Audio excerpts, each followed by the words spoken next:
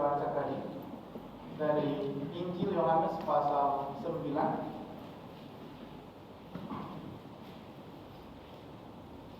Injil Yohanes pasal 9. Kita akan melihat beberapa ayat lagi selain dari yang telah dibacakan tadi. Saya akan membaca ayat 15. Karena itu orang-orang Farisi pun bertanya kepadanya, kepada orang buta yang telah disembuhkan Tuhan Yesus maksudnya, bagaimana matanya menjadi melek? Jawabnya, ia mengoleskan adukan tanah pada mataku, lalu aku membasuh diriku, dan sekarang aku dapat melihat. Ayat 25. Jawabnya, apakah orang itu seorang berdosa? Aku tidak tahu. Tetapi satu hal aku tahu, yaitu bahwa aku tadinya buta dan sekarang dapat melihat. Dari ayat inilah lagu Amazing Grace diambil, ya. Sangat besar anugerahnya.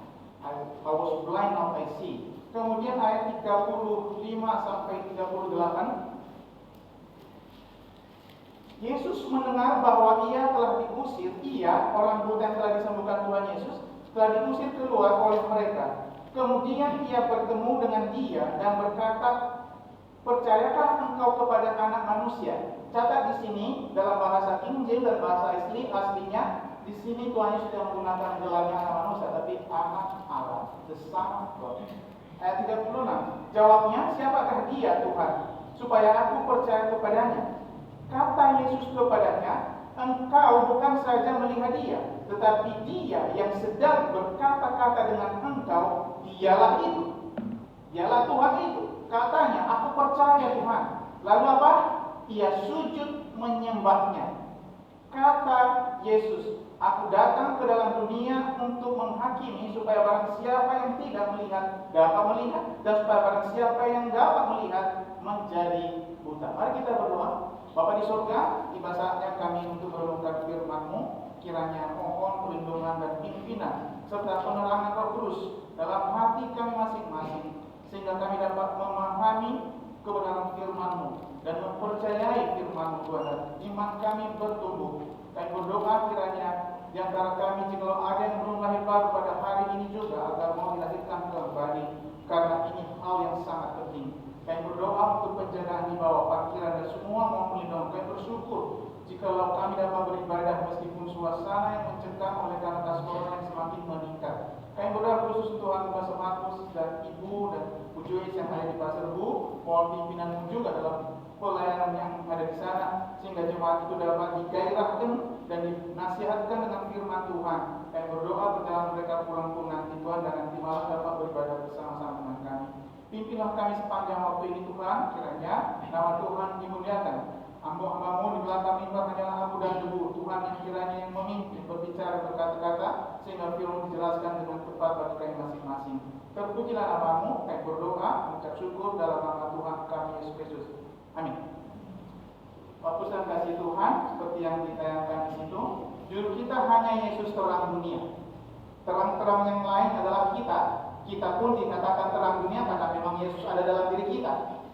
Ya, jadi kita ini terang dunia. Terang itu menyinarkan kemana-mana. Dan di sini kita belajar hanya Yesus, the only one, satu-satunya terang dunia. Nah, dalam kisah ini, kalau saudara membaca, sebenarnya pasal 9 ini rentetan dari pertemuan Tuhan Yesus dengan orang-orang Farisi di pasal-pasal sebelumnya. Dan salah satu yang menarik sesungguhnya kalau saudara baca di pasal 10, pasal 8, di sana ada Nikodemus yang memberi pembelaan terhadap Tuhan Yesus.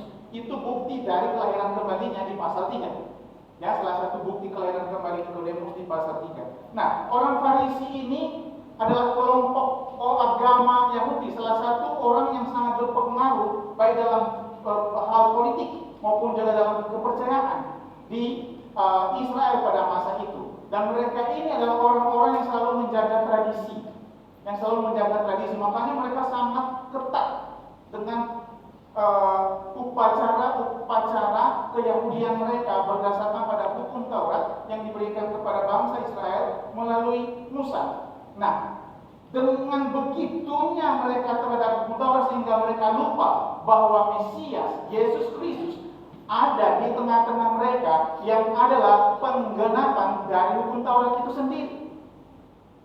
Oleh karena kedegilan hati mereka, maka Mesias pun ditolak. Ia datang kepada milik kepunyaannya, tetapi apa? Milik kepunyaannya apa? Tidak menerima dia. Itu Yohanes pasal 1 ayat 11. Tapi ayat 12 dikatakan apa? Tetapi apa? Semua orang yang menerimanya diberinya kuasa supaya menjadi anak-anak Allah, yaitu mereka siapa? Yang percaya dalam nama. Ada perbandingan yang luar biasa di sana, ya. Dan mereka bolak-balik itu setelah bertemu Tuhan Yesus itu bukan mau mendengarkan perkataan Tuhan Yesus, bukan mau belajar supaya lebih baru, tapi orang Farisi selalu datang untuk menjebak. Salah satu contoh kita ambil saja pasal 8 ayat 3 nih. Pasal 8 ayat 3. Injil, menurut saja dua lembar ulangan menurut kita saudara masing-masing. Maka ahli-ahli Taurat dan orang-orang Farisi membawa kepadanya seorang perempuan yang kedapatan berbuat zina. Ini ya, tertangkap basah perempuan ini.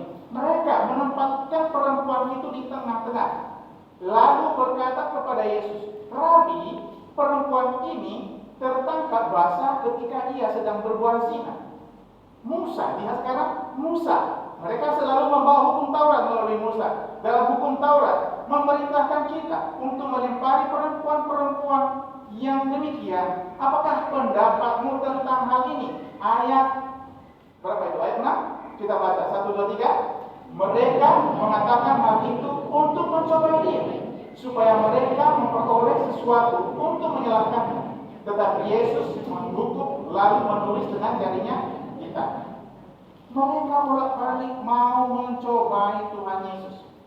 Ya, mereka mau mencobai Tuhan Yesus. Bahkan di pasal 8 ayat terakhir itu, ayat 58, kata Yesus kepada mereka, Aku berkata kepadamu sesungguhnya sebelum Abraham jadi, Aku ada. Bahasa Inggrisnya tidak ada kata telah, tapi Aku ada. Ini namanya present tense. Aku ada, selalu ada, dari kekal sampai kekal selalu ada. Karena keberadaan Tuhan Yesus selalu ada. Tidak pernah ada usia yang usang kepada Tuhan Yesus. Kalau kita kan ada usia usang, tambah usia makin tua, tapi Tuhan Yesus selalu ada. Lalu mereka mengambil batu untuk melempari dia, tetapi Yesus menghilang dan meninggalkan bait Allah. Nah inilah waktu Yesus sedang lewat. Dia meninggalkan bait Allah waktu Yesus sedang lewat. Berarti orang buta ini ada di luar bait Allah, sedang meminta sedekah. Orang Farisi ini selalu menuduh Tuhan Yesus. Bahkan di ayat 19 pasal 8 tadi, saya akan membaca bagi saudara. Maka kata mereka kepadanya, di manakah Bapamu? Jawab Yesus, baik aku maupun Bapakku tidak kamu kenal. Mengapa tidak dikenal? Karena mereka tidak mau percaya. Jikalau sekiranya kamu mengenal aku, kamu mengenal juga Bapakku. Karena di pasal 1 dikatakan, barang siapa yang telah melihat anak, ia telah melihat Bapa. Barang siapa yang percaya kepada anak, ia percaya kepada Bapa. Mustahil bagi orang Farisi untuk percaya kepada Allah Bapa yang tidak dapat dilihat, sementara Allah Anak yang tidak ada di depan mereka tidak mau dipercaya. Tidak mau dipercaya. Nah, disinilah kisahnya masuk ini. Yesus lewat bersama murid-muridnya. Nah, murid-muridnya bertanya, ya, murid-muridnya bertanya, siapa yang berdosa Tuhan? Orang Farisi sudah beda. Mereka sudah punya penghakiman sendiri bahwa setiap penyakit itu pasti ada dosa. Tidak? Ayub misalnya, jelas-jelas Tuhan sendiri berkata dari surga bahwa Ayub adalah orang yang paling saleh, orang yang paling benar, orang yang hidupnya suci, tetapi diizinkan untuk mengalami apa? Penderitaan. Itu salah satu jawaban bahwa tidak setiap penyakit karena dosa. Tidak. Murid-muridnya bertanya, siapa yang berdosa? Orang tuanya atau orang ini? Apa jawab Tuhan Yesus di ayat 3? Bukan dia dan bukan juga orang tuanya. Tetapi karena pekerjaan Allah harus dinyatakan di dalam dia. Alangkah indahnya kalau dikatakan bahwa pekerjaan Allah harus dinyatakan dalam diri kita. Melalui corona ini pekerjaan Allah bisa dinyatakan dalam diri kita. Melalui kesaksian kita. Bukan ikut-ikutan rasa takut dunia, tapi kita memberi dorongan bahwa kita pasti bebas dari sini. Amin? Amin. Iya. Bisa melawan. Tidak boleh membuat keputusan sendiri seperti orang-orang Farisi. Tuhan punya tujuan dalam setiap kesusahan yang dihadapi. Lihat pasal 42 di sana tadi saya menyinggung Ayub. Luar biasa kan? akhirnya bahwa dia menjadi berkat bagi keluarga dan bagi teman-teman yang tadinya mencela dia. Ya, jadi termasuk bahwa corona ini orang bolak-balik bertanya, jangan kebanyakan dengarkan berita yang seluruhnya di sosial media, lebih baik dengarkan firman Tuhan. Percaya saudara? Lebih baik kami merenungkan firman Tuhan. Kalau semakin kita mencintai firman Tuhan, semakin terang hati kita. Makanya judul kita, Yesus adalah terang dunia. Firman-Nya menerangi hati dan pikiran kita. Bahwa memang oleh karena efek dosa juga bahwa semua ini harus ada. Dan masih ada yang lebih parah lagi nanti. Puji Tuhan bahwa pada masa tribulasi kita sudah bebas. Orang-orang percaya jemaat telah diangkat.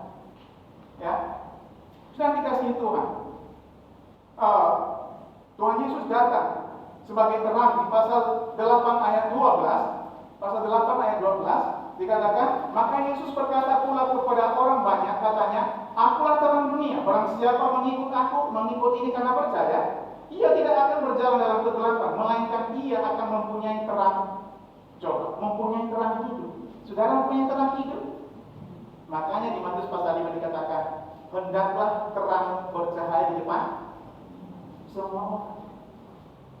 Semua orang. Di masa-masa seperti ini hati orang gelap, pikiran orang gelap, pikiran orang gelap terang. Jadilah terang itu. Pancarkanlah terang Kristus itu.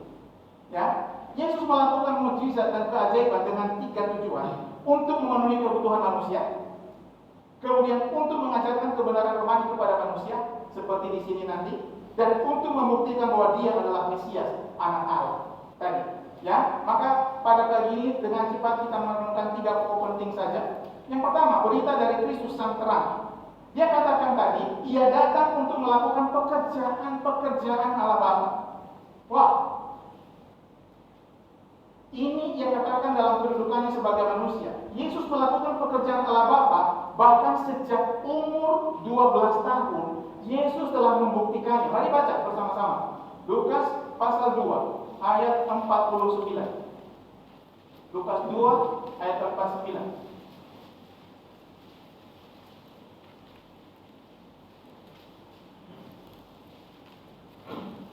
Jika sudah siap, mari kita baca ayat 48 dan 49, Lukas pasal 2. 1, 2, mulai. Dan ketika orang tuanya melihat dia, tercengang mereka. Lalu kata ibunya kepadanya, nah, mengapakah engkau berbuat demikian terhadap kami? Bapakmu dan aku dengan cemas mencari engkau. Jawabnya kepada mereka, mengapa kamu mencari aku? Tidakkah kamu tahu bahwa aku harus berlari di dalam rumah?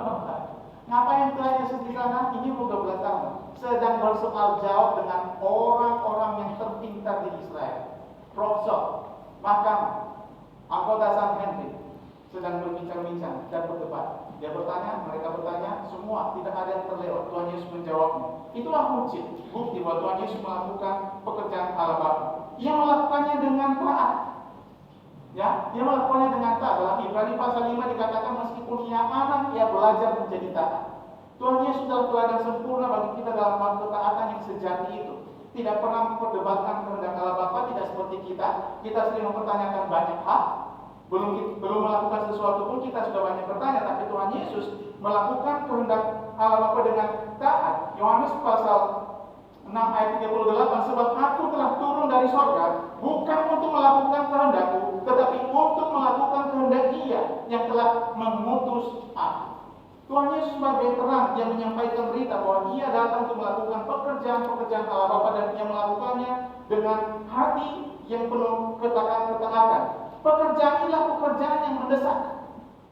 Pekerjaan yang dilakukan Tuhan Yesus adalah pekerjaan yang mendesak. Mengapa? Hanya 3,5 tahun untuk melayaninya. Kita puluhan tahun di dunia ini.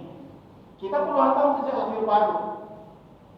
Mari kita evaluasi diri kita, pekerjaan Allah yang telah kita kerjakan selama ini. Yohanes pasal 4, mari kita baca. Dari situlah diambil penasihat di atas ini, dan juga dari Matius pasal 9. Mari kita baca bersama-sama saudara-saudara. Matius pasal 4, 34 dan 35. Sudah siap? Mari kita baca 1 dan mulai. Kata Yesus kepada mereka, makananku ialah melakukan kehendak Dia yang mengutus aku dan menyelesaikan pekerjaan. Bukankah kamu mengatakan 4 bulan lagi tibalah musim menuai? Tetapi aku berkata kepadamu, lihatlah sekelilingmu dan pada ladang-ladang yang sudah menguning dan matang untuk dituai. Inilah pekerjaan mendesak yang dilakukan oleh Tuhan Yesus Kristus. Di sini kita melihat kasus dan kisah perempuan Samaria yang ketemu dengan Tuhan Yesus di pinggir sungai, pinggir sumur Yakub. Ya. Pekerjaan inilah pekerjaan penyelamatan. Anak manusia datang untuk mencari dan menyelamatkan yang hilang. Mengapa kita ada di sini? Karena kita telah dicari dan telah ditemukan dan telah diselamatkan. Amin.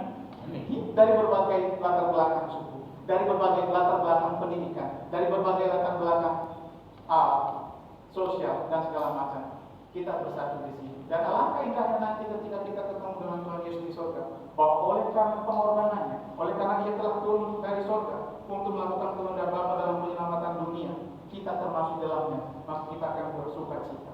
Saudara yang kasih Tuhan, pekerjaan baik yang dilakukan bagi kemuliaan Allah bersinar di tengah-tengah dunia yang gelap ini. Jangan salah, orang mungkin berkata teknologi semakin maju, tapi baca kitab Khotbah katakan apa? Di dunia ini, di bawah matahari tidak ada yang baik.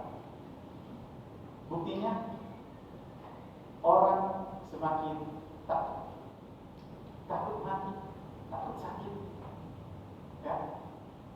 Menjaga diri penting, karena kita mengatakan apa? Awasilah diri, latihlah diri. Latihan badani berguna, tapi terbatas gunanya. Itu pekerjaan Allah kalau kita lakukan dengan bertujuankan bagi kemuliaan Allah, pasti bersinar di tengah-tengah dunia yang gelap ini. Ya, seperti Tuhan Yesus sendiri menyatakan dirinya sebagai terang dunia. Tadi saya sudah baca di pasal 8. Sekarang saya akan membaca pasal 12 ayat 46. Injil Yohanes, kita akan banyak melihat Injil Yohanes pada pagi ini. Aku telah datang ke dalam dunia sebagai terang, supaya setiap orang yang percaya kepadaku jangan tinggal di dalam kegelapan.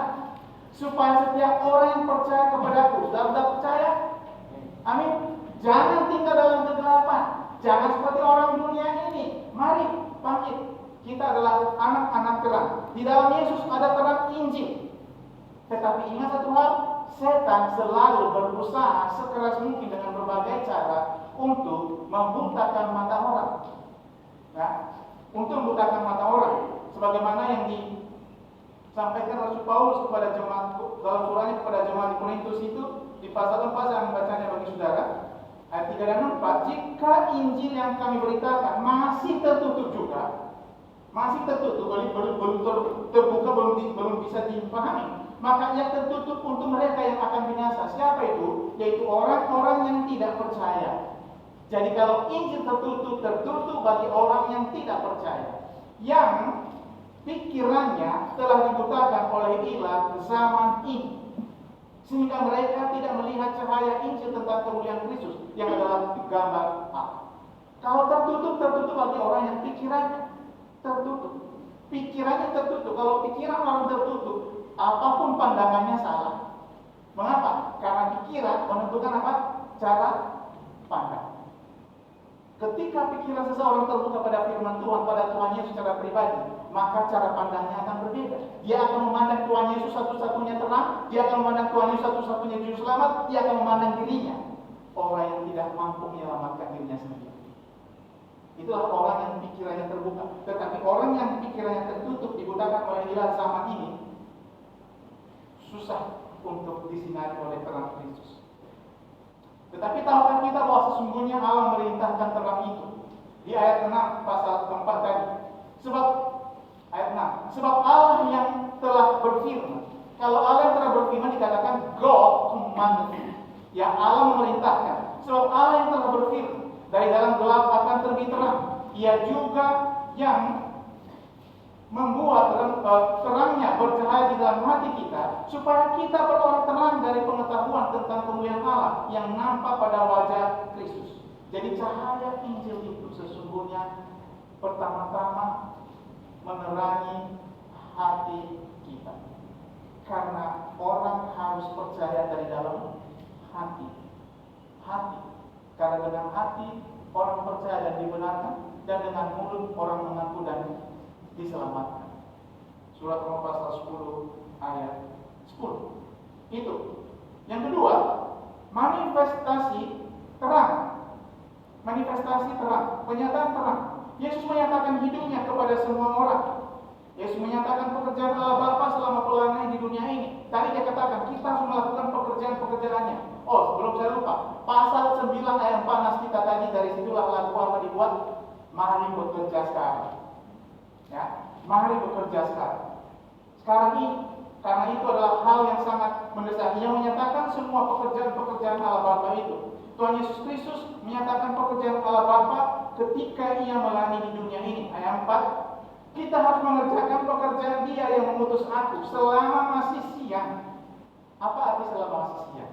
Selagi kita ada kesempatan, setiap ada peluang, kita harus mengerjakan pekerjaan Dia. Akan datang malam di mana tidak ada seorang pun yang dapat bekerja. Ya, kehidupan Yesus mengubah hidup orang yang mau percaya kepadanya. Kita melihat contoh-contoh para rasul. Petrus hidupnya berubah. Yang tadinya sangat berpengalaman dalam hal pencarian ikan, berubah menjadi penjala manusia. Kita melihat Saulus yang tadinya orang yang sangat ketat dengan Farisi, kan? Dia orang Farisi loh. Di Kisah Para Rasul dia katakan saya kelompok Farisi juga. Dia sangat ketat dengan hukum-hukum Taurat itu, diubah oleh Tuhan Yesus Kristus. Mari kita evaluasi. Sudahkah saya berubah? Apakah saya sedang mengalami perubahan? Perubahan hidup, perubahan cara pandang, perubahan pola pikir, perubahan gaya hidup, perubahan penggunaan uang, perubahan penggunaan waktu. Apakah saya sedang berubah ke arah yang lebih baik, ke arah yang rohani, di mana waktu saya persembahkan kepada Tuhan? Ya, ini salah satu contohnya. Yesus menghilangkan kegelapan dari mata orang buta itu.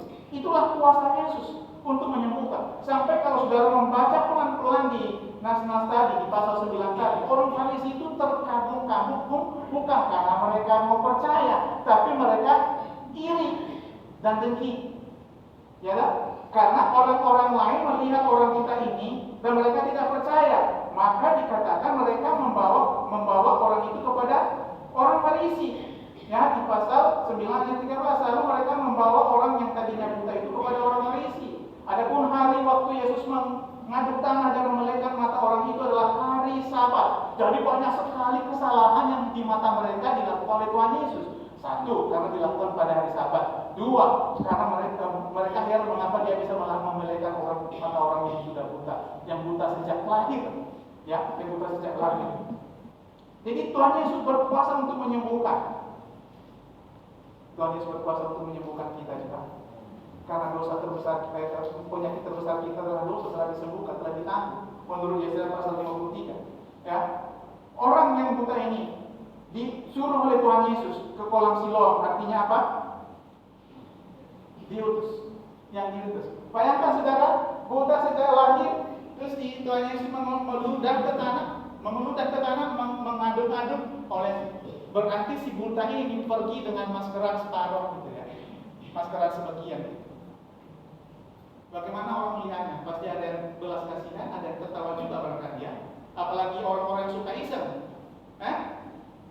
tetapi dia tetap pergi. Dia tetap pergi. Dan Tuhan Yesus menunjukkan kuasanya di situ atas orang buta ini. Bukankah kita dahulu buta juga? Apa kata orang kita percaya? Apa yang ditulis oleh buku orang kita percaya itu bukti kebutaan kita. Sekarang tidak. Sekarang tidak kami. Kita melihat dalam Tuhan Yesus dalam firman Tuhan. Maka inilah yang kita pelajari. Yesus mengutus orang buta ini ke Siloam, yang artinya yang diutus dia pergi. Ya, orang buta ini membuktikan imannya dengan pergi. Sebagai Tuhan, ia taat pada perintah Tuhan Yesus. Ia taat, dia pergi. Dia sudah berumur loh. Ya, mungkin ini udah umur 30-an. Sudah berumur. Ya, dia berjalan menuju kolam dalam keadaan buta. Bayangkan. Bisa saja kan dia berdebat, Tuhan saya buta kok disuruh ke kolam. Udah dipalok lagi dengan tanah liat tadi. Makin buta lah. Ya, tapi ada iman. Ada kepercayaan. Di mana iman yang sejati, di sana ada ketaatan. Amin. Tidak ada perdebatan. Dia pergi dengan matanya buta. Matanya terbuka hanya setelah dia membasuh dirinya, ya, mencuci tanah dia yang ada di matanya itu. Mengapa Tuhan Yesus melakukan itu? Karena Tuhan Yesus ingin menggali hatinya yang percaya itu. Sama kasusnya di Matius pasal 15 tentang perempuan Syro-Fenisia yang berdoa meminta-minta supaya anaknya disembuhkan. Sampai terakhir kalinya ujian terakhir Tuhan Yesus menyamakan dia dengan anjing, tetap saja dia memohon. Itu adalah bukti bahwa orang itu percaya. Itu adalah bukti bahwa orang itu percaya. Sekarang kita melihat kesaksian orang buta itu, lihat itu. Ayat 11 ya. Jadi karena mereka bertanya, ayat 8, tetapi tetangga-tetangga dan mereka yang dahulu mengenalnya sebagai pengemis berkata, bukankah dia ini yang selalu mengemis? Ada yang berkata, benar, dialah ini. Ada pula yang berkata, bukan, tetapi serupa dengan dia. Orang itu sendiri berkata, benar, akulah ini. Ini jawaban yang paling tepat. Kata mereka kepadanya, bagaimana mata menjadi melek? Jawabnya, orang yang disebut Yesus itu mengaduk tanah, melesat perkarannya pada mataku, dan berkata, padaku pergilah ke Siloam dan basuhlah dirimu. Lalu aku pergi, dan setelah aku membasuh diriku, apa? Aku dapat melihat. Kita baca, aku dapat melihat. Setelah lagi, aku dapat melihat. Saudara dapat melihat? Amin. Melihat apa? Terang Tuhan Yesus, amin. Bukan melihat mata ini, tapi mata rohani, amin. Aku dapat melihat. Dia katakan, ya. Lalu mereka berkata kepada dia, di manakah dia? Kalau yang tidak tahu, kalau mereka pergi, ya, mereka pergi. Ya. Kita melihat saudara, kesaksian orang buta ini adalah sebuah ungkapan atau ekspresi syukur kepada Tuhan Yesus dan pelajaran penting bagi kita hari ini. Mengapa tidak? Sejak lahirnya ia tidak pernah melihat indahnya ciptaan Tuhan. Orang katakan di sana ada pantai yang indah loh. Pantai apa tuh di Papua tuh? Apa? Hah?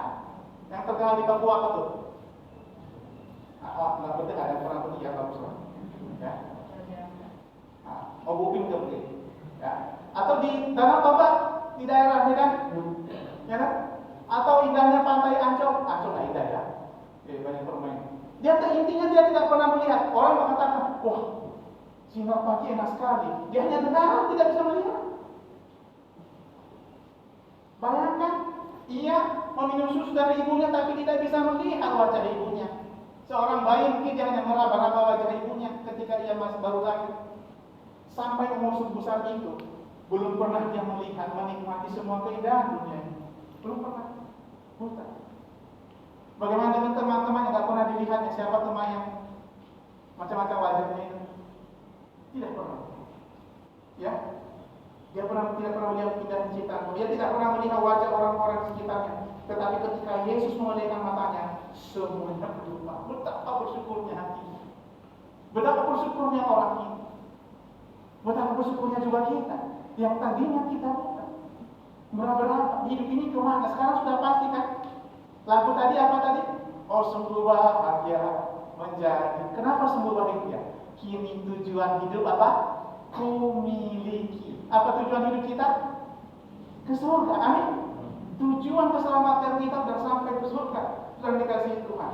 Ya, orang yang menyaksikan apa yang dia ketahui, orang ini menyaksikan apa yang dia ketahui dikatakan yang 15 itu.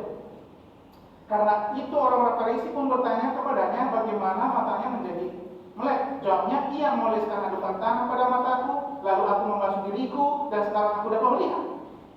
Simpel kan? Dia menyaksikan itu. Kita lihat perempuan Samaria di pinggir kolam tadi. Lihat di sana ada orang yang mengatakan kepadaku semua yang telah kulakukan selama ini. Mungkinkah dia itu Kristus? Mereka menjadi percaya. Sama bukan? Sama. Bagaimana kesaksian kita selama ini? Apakah kita berani bersaksi tentang siapa kita dan apa yang telah Tuhan Yesus lakukan atas diri kita? Maukah kita melakukannya? Ayat 25. Ayat 25. Jawabnya, apakah orang itu orang berdosa? Aku tidak tahu. Mengapa? Karena orang Farisi mengatakan, oh Yesus itu orang berdosa. Dia katakan, aku tidak tahu. Ya, satu hal aku tahu, one thing I know, yaitu bahwa aku tadinya buta dan sekarang dapat melihat. I was lost but now I'm found. Was blind and now I see. Ya, itulah penggalan kalimat dalam bahasa Inggris. Cuma tidak diterjemahkan dalam bahasa Indonesia karena kepanjangan. Ya, sesat aku dulu kala. Ya, sekarang keselamatan begini dikatakan. Orang ini memberitahukan penyembuhannya kepada orang-orang Farisi, tetapi mereka mengejek dia. Ya, mereka mengejek dia. Maka orang ini mengkhotbahkan orang-orang Farisi. Dia khotbahnya kepada orang Farisi. Ayat 30, saudara. Ayat 29 ya. Kami tahu bahwa Allah telah berfirman kepada Musa, tetapi tentang dia itu kami tidak tahu dari mana dia datang. Lihat itu. Apakah mereka tidak tahu? Tahu, tapi pura-pura tidak tahu. Memilih untuk tidak mau tahu. Orang Farisi ini.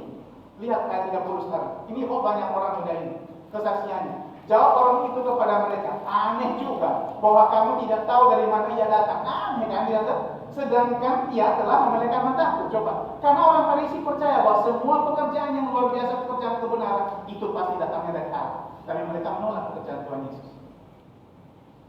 Ya, lihat ayat selanjutnya. Kita tahu bahwa Allah tidak mendengarkan orang-orang berdosa, melainkan orang-orang yang saleh dan yang melakukan kehendaknya. Jelas tak? Nah, anak muda ini khotbahnya bagus juga ya. Dari dahulu sampai sekarang tidak pernah terdengar bahwa ada orang yang memelikan mata orang yang lahir buta. Kalau orang Farisi rohani harusnya kan bisa dibalik. Kalau kamu rohani, cobalah sembuhkan aku, bukan? Tapi tidak ada satupun yang berani dalam orang Farisi yang sok rohani itu. Oke? Jika orang tidak datang dari Allah, ia tidak dapat berbuat apa-apa. Anak yang muda ini percaya bahwa Yesus berdatang dari Allah. Dan kesaksian yang terpenting ialah bahwa keselamatan yang telah dia terima dari Tuhan Yesus Kristus.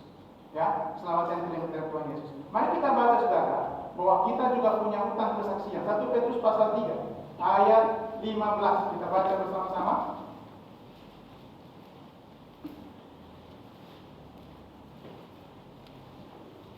1 Petrus pasal 3 ayat 15. Kita baca bersama-sama. Kalau sudah menemukan, mari kita baca 1-2 mulai.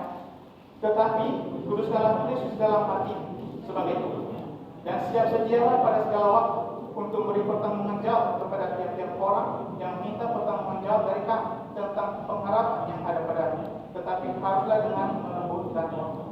Anak mudanya membuktikannya? Yes. Yang bertanggung jawab imannya? Yes. Yang bertanggung jawab pengharapannya? Iya. Dengan berani, dengan lemah lembut, dengan hormat, dia menghormati orang Farisi. Ya, artinya ketika dia diusir, dia pergi. Ya, dia pergi. Sudah dikasih Tuhan. Inilah kesaksian anak muda ini dengan kesaksian keselamatannya luar biasa. Bahwa hanya dalam nama Tuhan Yesus Kristus orang dapat diselamatkan. Menurut Kisah Rasul pasal 4 ayat 12. Itu yang kedua. Yang ketiga, sekarang kita melihat pada penjelasan Tuhan Yesus di ayat selanjutnya. Ya, makna dari perikop tentang orang buta sejak lahir ini. Makna dari perikop ini seluruhnya ada dalam khotbah Tuhan Yesus ketika orang-orang Farisi mengusir dia. Itu mulai dari ayat 35. Yesus mendengar bahwa ia telah diusir dari keluar oleh mereka, orang Farisi. Kemudian ia bertemu dengan dia dan berkata, "Percayakah engkau kepada anak Allah?" Jawabnya, "Siapakah dia, Tuhan? Supaya aku percaya kepadanya." Kata Yesus kepadanya, "Engkau bukan saja melihat dia, tetapi dia yang sedang berkata-kata dengan engkau. Dialah itu." Katanya, "Aku percaya Tuhan." Lalu ia sujud menyembah. Aku percaya, lalu apa? Sujud menyembah. Kalau itu percaya, harus sujud menyembah. Bukannya di gereja, di rumah, di kantor, di tempat pekerjaan menyembah Tuhan. Ya, memuji Tuhan. Kata Yesus, "Aku datang ke dalam dunia untuk menghakimi, supaya barang siapa yang tidak melihat dapat melihat, dan supaya barang siapa yang dapat melihat menjadi buta." Sudah dikasihi Tuhan, makna dari semua peristiwa ini dinyatakan oleh Tuhan Yesus Kristus. Karena dialah pelaku. Yesus menyatakan dirinya sebagai anak Allah kepada orang yang tadinya buta itu. Ya, ketika ia mendengar, lihat itu, pada Tuhan Yesus sudah pergi ya, dia mendengar karena Tuhan Yesus Maha hadir dan dia Maha tahu apa yang sedang terjadi. Semua proses-proses yang dialami anak muda ini dalam bait Allah itu diketahui oleh Tuhan Yesus Kristus. Orang ini percaya kepada perkataan Tuhan Yesus Kristus. Dia katakan, "Aku percaya Tuhan." Ya, aku percaya Tuhan. Maka ketika orang-orang diajar lahir baru, jangan terpaksa percaya, tapi percayalah dari dalam hati. Percaya dari dalam hati. Bukan percaya karena terpaksa atau melihat orang yang menyampaikannya. Itu namanya percaya terpaksa. Ya. 1 Yohanes pasal 5, saya akan membaca 1 Yohanes pasal 5 ayat 10. Barang siapa percaya kepada anak Allah yang mempunyai kesaksian itu di dalam dirinya. Anak muda ini mempunyai kesaksian ini bahwa dia sudah percaya. Barang siapa tidak percaya kepada Allah yang membuat dia menjadi pendusta, karena ia tidak percaya akan kesaksian yang diberikan Allah tentang anaknya. Dan inilah kesaksian itu, Allah telah mengaruniakan hidup yang kekal kepada kita, dan hidup itu ada dalam Tuhan Yesus Kristus dikaruniakan kepada anak orang buta ini. Barang siapa memiliki anak karena percaya, ia memiliki hidup. Barang siapa tidak memiliki anak, ia tidak memiliki hidup. Bukan barang siapa yang beragama, tapi barang siapa yang percaya pada Tuhan Yesus Kristus memiliki anak yang memiliki hidup. Okay? Karena Kristen yang sejati bukan agama, tapi pribadi. Itu Kristen yang benar. Kristen yang benar adalah pribadi, pengikut Kristus. Ya, pengikut Kristus. Berita ini harus diterima dengan iman. Kehidupan seseorang diubah oleh kehadiran Tuhan Yesus. Lihat orang ini, ingat pekerjaannya adalah mengemis. Gimana sih pengemis? Peminta. Coba. Dan mirip dengan kasus pengalaman Petrus dengan Yohanes kita di serambi kayu suci yang meminta-minta itu juga. Sama. Ini minta. Tapi mata buta. Nggak bisa melihat. Mau dikasih 10 rupiah berapa? Nggak tahu ya. Ya, tentu ada orang yang membantunya untuk menghitung. Tapi ketika yang ketemu Tuhan Yesus, semua berubah. Wah, semua berubah. Luar biasa, kita diubah oleh Tuhan Yesus Kristus. Oleh kehadiran Tuhan Yesus. Orang ini melihat Yesus secara fisik dan secara rohani. Lihat betapa gembiranya dia. Yang tadinya waktu ketika dia di manakah dia? Aku tidak tahu. Terus begitu dia diusir, dia ketemu Tuhan Yesus. Karena belum kenal, maka dia tanya, siapakah dia Tuhan? Jadi jangan heran ketika tadi di ayat baru saya baca tadi, dia bertanya, siapakah dia Tuhan? Karena dia belum pernah lihat wajahnya seperti apa. Belum pernah mendengarkan melihat dia sebagai apa. Lihat tuh. Percayakan engkau kepada anak Allah? Jawabnya, siapakah dia Tuhan? Tapi sedang bercakap-cakap ini. Coba, orang belum pernah kita gerakan ketemu. Saya akan membawa kamu ke sini. Siapa kamu itu? Saya. Kan?